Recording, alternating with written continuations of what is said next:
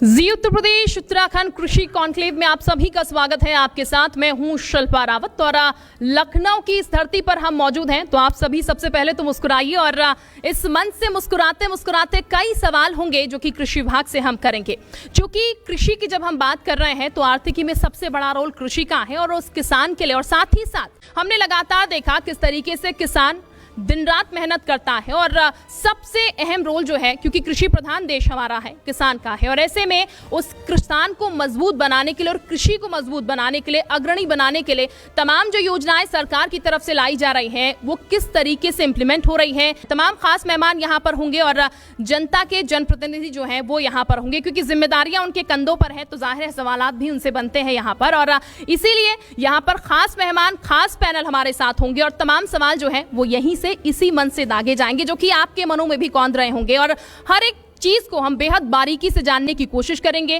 क्योंकि कृषि कॉन्क्लेव है तो सबसे महत्वपूर्ण यही रहेगा कि किसान किस तरीके से आगे बढ़ रहा है। जिस किसान के लिए सरकार दावे करती है, जिस किसान के लिए सरकार लाख योजनाएं ला रही है, वो उस आखिरी किसान तक पहुंच पा रही है या नहीं, उस किसान को जो मिलना चाहिए उसका हिस्सा वो मिल पा रहा है नहीं। तमाम सवालात यहीं पर होंगे। इस कार्यक्रम की हम शुरुआत करते हैं और सबसे पहले मैं मंच पर बुलाना चाहूंगी मंत्री जी को। मैं चाहूंगी कृषि मंत्री सूर्य प्रताप शाही जी, प्लीज आप मंच पर आइएगा। सर, कैबिनेट मिनिस्टर, जोरदार तालियों के साथ स्वागत कीजिएगा। और इसी के साथ मैं चाहूंगी हमारे एसोसिएट एडिटर अजीत जी भी मंच पर आ जाएगा और साथ ही साथ मैं चाहूंगी विपुल जी, आप भी प्लीज मंच पर आ जाएगा। ABP sales Vipul Kumar Singh. और चूंकि किसी भी कार्यक्रम को शुरू करने से पहले उस ईश्वर को याद करना जरूरी है और उस ऊपर वाले की कृपा के साथ इस कार्यक्रम की हम शुरुआत करने जा रहे हैं।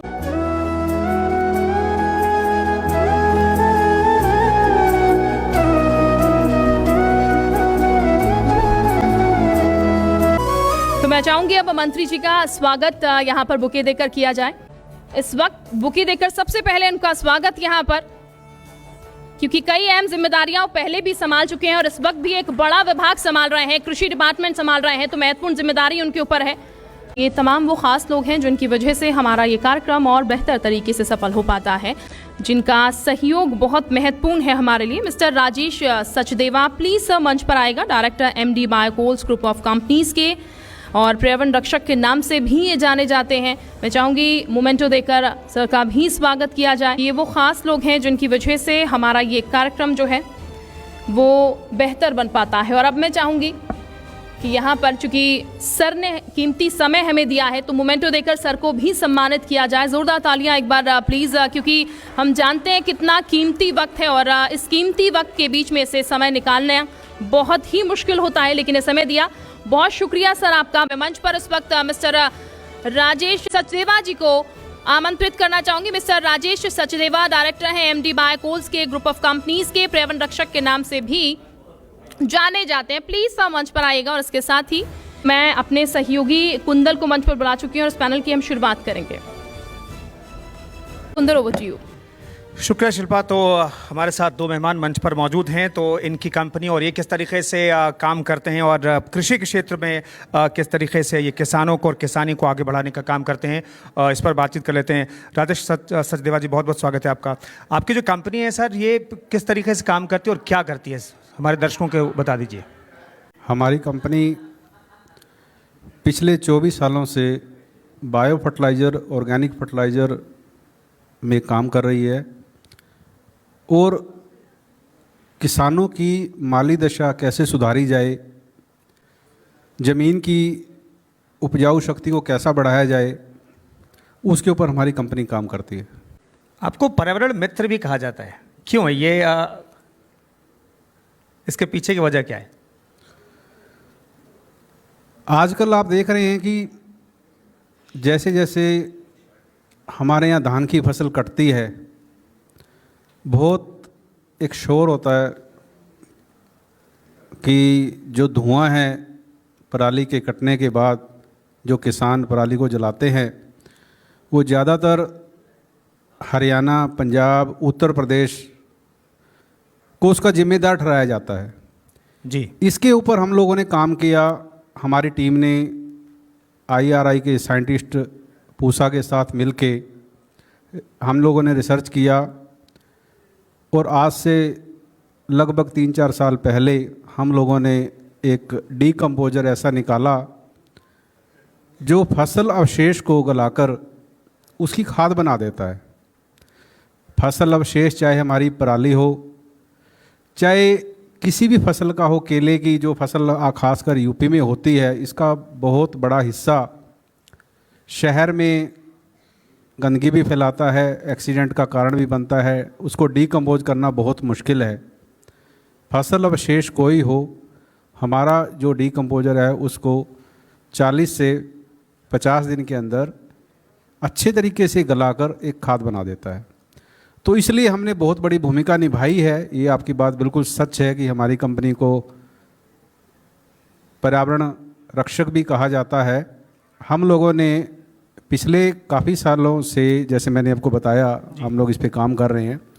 हरियाणा, पंजाब, उत्तर प्रदेश की सरकारों को अपनी डीकम्पोजर की किट दी है, जो मैं साथ में भी लाया हूँ, दिखाता हूँ दर्शकों को। ये एक डीकम्पोजर की किट है जिसका किसान घर पे घोल बना के अपने 1 एकड़ की पराली यानी कि 2.5 टन कचरे से इसकी खाद बना सकता है। इसका अगर स्प्रे उसके ऊपर कर देगा, चाहे हमारा घर का वेस्ट हो, चाहे हमारा फसल का वेस्ट हो, तो 45 दिन के अंदर अच्छे तरीके से गल के वो खाद बन जाता है। तो इसके ऊपर हम लोगों ने किया है। सरकारें भी हमें उस पर हेल्प कर रही हैं। उत्तर प्रदेश सरकार भी इस साल 17 लाख किट का उन्होंने डिमांड किया है। हरियाणा में 5 लाख किट का डिमांड किया है गवर्नमेंट ने, और पंजाब गवर्नमेंट भी इसके ऊपर अभी विचार कर रही है, तो शायद वो भी लेगी। तो इससे बहुत बड़ा एक योगदान हम लोगों ने, सच में इतने लाख किसानों को पराली जलाने से रोका है जिसका पोल्यूशन वायुमंडल में नहीं गया है। तो ये मैं आपको बता उत्तर प्रदेश के किसान हालांकि अब समझदार हैं, पराली जलाने का आरोप उन पे कम लगता है। पंजाब और हरियाणा के किसानों पर ये कहा जाता है कि वो पराली जलाते हैं। लेकिन आप कह रहे हैं कि डिमांड उत्तर प्रदेश से ज़्यादा है आपके किट की और पंजाब हरियाणा से कम है, ऐसा क्यों है? जो उत्तर प्रदेश का किसान है उसके पास लैंड होल्डिंग कम है। जो हरियाणा पंजाब का किसान है उसके पास लैंड होल्डिंग कैपेसिटी ज़्यादा है। यानी कि अगर वो किसान एक किट भी लेता है, उसके जो घोल को जब वो मल्टीप्लाई करता है तो 10 से 20 एकड़ तक भी इसका इस्तेमाल कर सकता है। यानी कि नंबर ऑफ़ फार्मर्स यहाँ ज़्यादा है, इसलिए किटों का मुझे लगता है कि ज़्यादा आना इसलिए ज़रूरी है। वो वहाँ के किसान के पास ज़मीन ज़्यादा है। अगर 20 एकड़ का किसान है या 25 एकड़ का किसान है तो भी वो 1 या 2 किट से अपना काम चला लेता है, क्योंकि एक फंगल बेस एक प्रोडक्ट है, तो ये मल्टीप्लाई हो जाता है। तो यहाँ का अगर किसान 1 एकड़ या 2 एकड़ का है तो उसको भी 1 किट की आवश्यकता पड़ती है।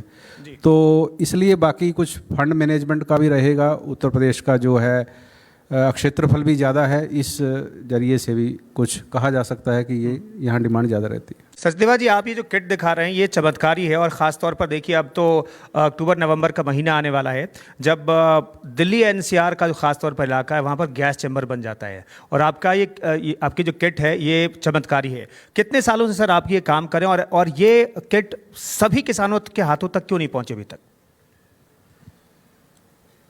देखिए, जैसे मैंने आपको बताया कि हमारी कंपनी 24 साल पुरानी है। अभी हमने 15 सितंबर को ही 25वें साल में प्रवेश किया है, और पिछले 3 से 4 सालों से हम लोग ये किट तैयार की है।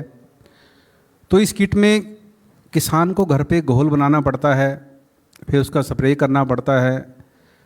तो इसका थोड़ा सा उपयोग करना किसान इजी वे में चाहता है कि और ज़्यादा इजी इसको कैसे हो तो मैं इसको कर लूँ, क्योंकि किसान आज जो है ना, पुराने किसान रहे नहीं जिनको ज़्यादा मेहनत करने की आदत हो। तो हमने इसकी दिशा में काम किया है। फर्स्ट साल का एक ट्रायल लग गया है कि एक हमने पाउडर का इसका आविष्कार किया है कि ताकि वो सीधा पानी के अंदर डाला जाए और उसका स्प्रे कर दिया जाए। तो मुझे लगता है कि अगले साल तक वो उसकी परमिशन वगैरह सब मिल जाएगी। IRI के साथ हम लोगों ने ट्रायल लगाए हैं, कुछ स्टेट में भी हम लोगों ने ट्रायल लगवाए हैं।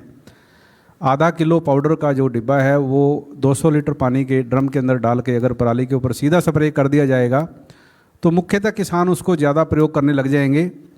और जैसे आजकल देख रहे हैं कि ड्रोन टेक्नोलॉजी का इस्तेमाल भी धीरे धीरे आ रहा है, और उसकी दिशा में भी हम लोग काम कर रहे हैं कि आने वाले समय में 10 लीटर पानी के साथ ही जो ड्रोन टेक्नोलॉजी है उसके द्वारा ही हम अपनी दवाई का स्प्रे करवा दें और इसका इस्तेमाल सभी किसानों की पहुंच के अंदर आ जाए और करना भी आसान हो। तो इसमें थोड़ा सा मेथड है, 3-4 दिन लगते हैं उसको इसका घोल बनाने में, इसलिए कुछ किसान हो सकता है इसको ना कर पा रहे हों या ना करना चाहते हो। जलाना उनको आसान लगता है क्योंकि उनको तो सिर्फ एक माचिस की तीली लगानी है, वो सबसे बड़ा उनको आसान लगता है। तो इसलिए धीरे धीरे समय लगेगा, कोई भी समय काम करते हैं हम नया तो उसमें जब फ़ायदा लगता है किसान को देखता है तभी सीखता है। पहले से काफ़ी अवेयरनेस बढ़ी है। ठीक है राजेश सचदेवा जी, आपकी जो कंपनी है वो किसानों की आय बढ़ाने में कितनी मददगार, चूँकि आप करीब 2.5 दशक से आप काम करें किसानों के बीच में, तो आपकी कंपनी किसानों की आय बढ़ाने के लिए क्या कर रही है?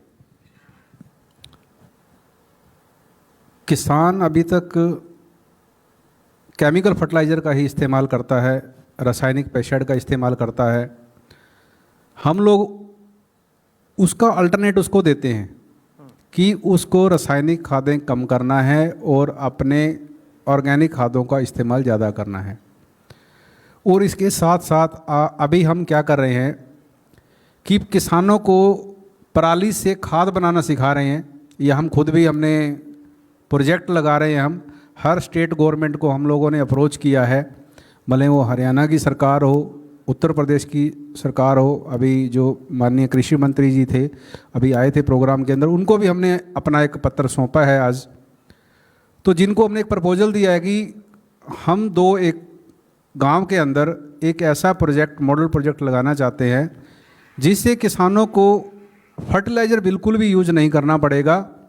पराली से ही हम जो है ना DAP का अल्टरनेट तैयार कर देंगे उसको, और उसको रबी और खरीफ के लिए खाद जो है खरीदना ही नहीं पड़ेगा। यानी कि उसके जो खेत का मोती है जिसको वो जला देता है, उसके खेत का मोती खेत में ही काम आएगा। हम इस तरह के अपने इन्वेस्ट जो करते हैं, अपनी खोज करते हैं, भिन्न भिन्न तरीक़ों से हम शुरू से लेकर आज तक किसानों को ऐसा करने के योग्य बनाते हैं कि ताकि उसका जो है ना खर्चा कम हो जाए और पैदावार बढ़ जाए। तो निश्चित रूप से ही उनकी ज़मीन की जब उर्वरा शक्ति बढ़ती है, कीटनाशकों का हमला भी कम होता है, कीटनाशक उनको कम इस्तेमाल करने पड़ते हैं, कीड़ा कम लगता है फसल में, तो नेचुरल है कि उसका जो है ना उत्पाद भी अच्छे रेटों में बिकता है और उसकी आय बढ़ जाती है।